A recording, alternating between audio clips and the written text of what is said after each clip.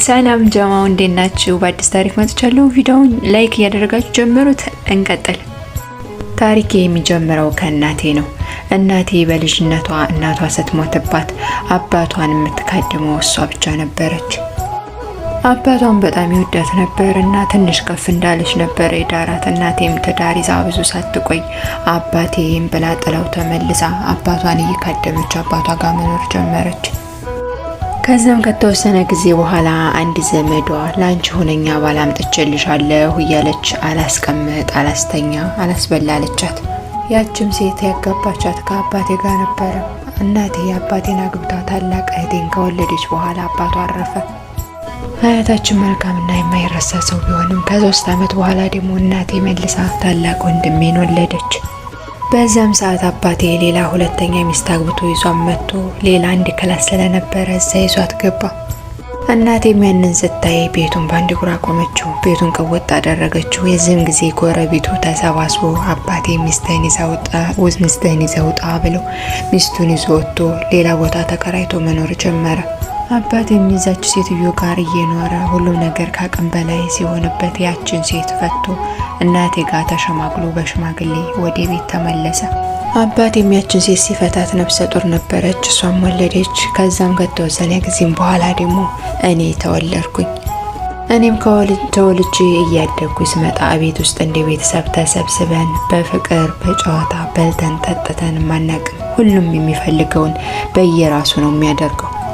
አባታችን የሆነ ነገር ማድረግ ከፈለገ ማንንም ሳያማክር ምንም ነገር የሚያደርገው በራሱ ነው።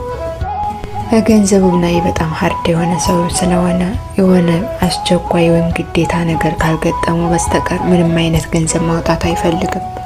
እንደ አባታችን ሁኔታና ገንዘብ ወዳድነት ቢሆን አልቆልን ነበረ። ደግነቱ ግን የእናታችንን መሬት ስለነበረ እናታችን መሬት እየታረሰ አይረበንም አይጠማንም እንጂማ እንደ አባታችን ቢሆንማ በረሃብ የሚቀጣን ነበር የሚመስለኝ። እንዲህ እያለ ሁላችንም አድገን እኔም 10ኛ ክፍል ስደርስ ከገጠር ባልመጣልኝ ያኔ አባቴ ሳይነግረኝ እሺ ብሎ ጨርሶ እኔ ምንም አላቅም። ቀን ቆረጣ ተብሎ ሲደገስ እኔን የነገረኝ አማከረኝም ስለሌለ እኔም የማውቀው ምንም ነገር አልነበረም። እናቴን ሄጄ ሳማክራት እኔ አላዝም አለችኝ። አባቴም ስለማያቀርበንና ፊት ስለማያሰጠን ፈራ ተባ እያልኩኝ አጠገቡ ሄጄ አባቴ እኔ ማግባት አልፈልግም ስለው አንቺ አታዥም አለኝ። ምንም አማራጭ ስላልነበረኝ ዝም ብዬ ተስማማሁኝ። ያ ሁሉ ስራ ሲሰራ እኔ ምልክ ይዞኝ ስለነበረ ምንም ስራ አልሰራሁም። ከዛም የሰርጉ ቀን ደርሶ አገባሁኝ። እዛም አግብቼ የተወሰነ ቆይቼ ሰርገኛው ከተበተነ በኋላ ቅዳሜና እሁድ መመለስ አለብኝ፣ ትምህርት ቤት አለብኝ ብዬ ወደ ቤተሰብ ተመለስኩ።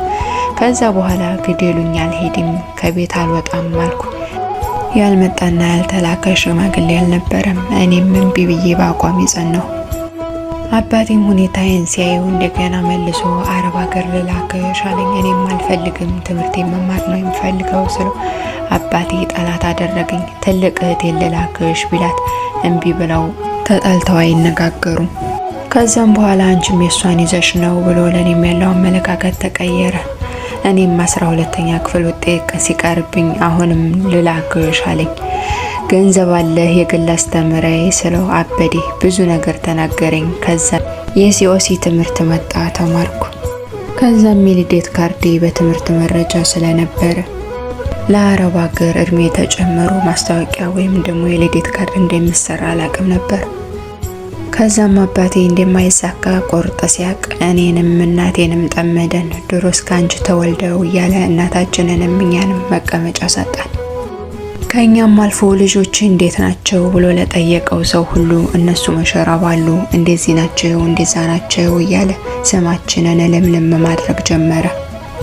የሁላ ነገር ደግሞ አልበቃው ብሎ እኔ ላይ የሥራ ጫና መጨመር ጀመረ። ከቤት እንጨት ሰበራ ይዞ ብሎ ሄዶ እንጨት ያላቅም ያሸክመኛል። ይሄም አልበቃው ብሎ ድንጋይና ሸዋ ወንዝ ዳር እየሄድን እንድንሸከም ያደርገናል። ብቻ ብዙ መከራ አሳለፈብን። አባታችን በዚህም ዝም አላለም። ከአንዴም 2-3 ጊዜ ከቤት አስወጥቶንም ያውቃል። እናታችንንም በቃ ተይው ፍቺው ስንላት እኔ ወድጄና ፈልጌ እኮ አይደለም እናንተ ቦታ ብትይዙልኝ ብዬ ተለናለች። ከዛ ሁሉ ነገር በኋላ ታላቅ እህቴ ወደ አረብ ሀገር መጣች። እህታችን አረብ ሀገር ስትመጣ አባታችን የአስቤዛም ሆነ የሌላ ነገር ምንም አይነት ገንዘብ አይሰጠንም ነበር። ያንንም እህቴ መሸፈን ጀመረች። እኔም ከ1 አመት በኋላ አንድ እህቴ ተሳክቶልኝ ወደ አረብ ሀገር የመምጫ ፕሮሰሴን እየጨረስኩ ባለሁበት አባቴ ገጠር ሄጃለሁ እያለ ሲፈልግ ሳምንት በል ሲለውም ደግሞ 3 ቀን እያደረ ይመጣል። እኛም አልጠረጠርንም፣ ለካ ግብቶ ነው። ከዛ አንድ ቀን በጧት ተነስቶ ዱላ ይጠበጥባል፣ ይዝታል። እኛም ምን ሆኖ ነው ብለን ዝም አልን።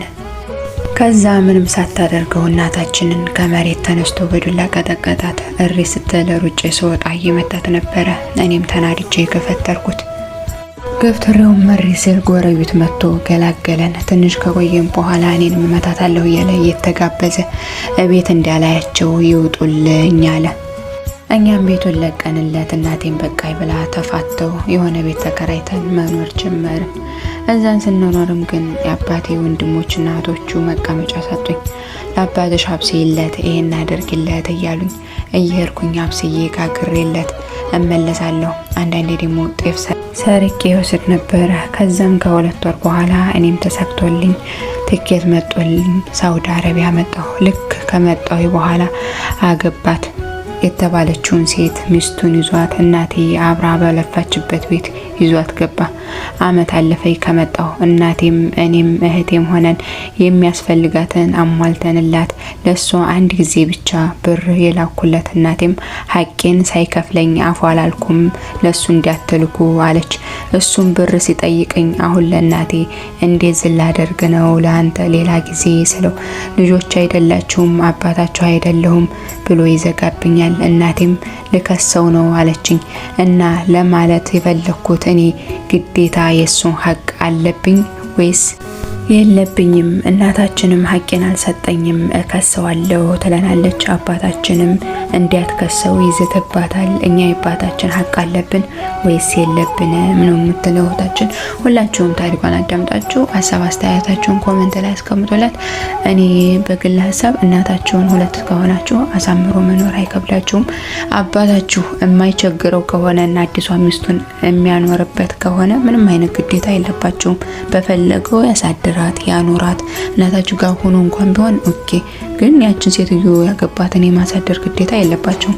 የእናታችሁን ሀቅ ሳይሰጥ እንደገና ደግሞ ከእናንተ የሚወሰደ እንደዛ ብሎ ነገር የለም። የኔ የግል አስተያየትና ሀሳቤ አባታችሁ ተቸግሮ ካያችሁ ዝም እንዲያትሉ። ምንም ቢበድል ምንም አባት ነው።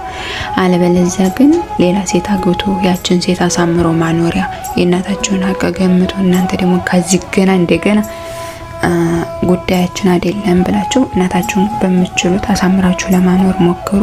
እናንተንም ህልማችሁን እውን ያደርግላችሁ፣ ከግባችሁ ያደርሳችሁ፣ የተሻለ ህይወት ይስጣችሁ። ባይ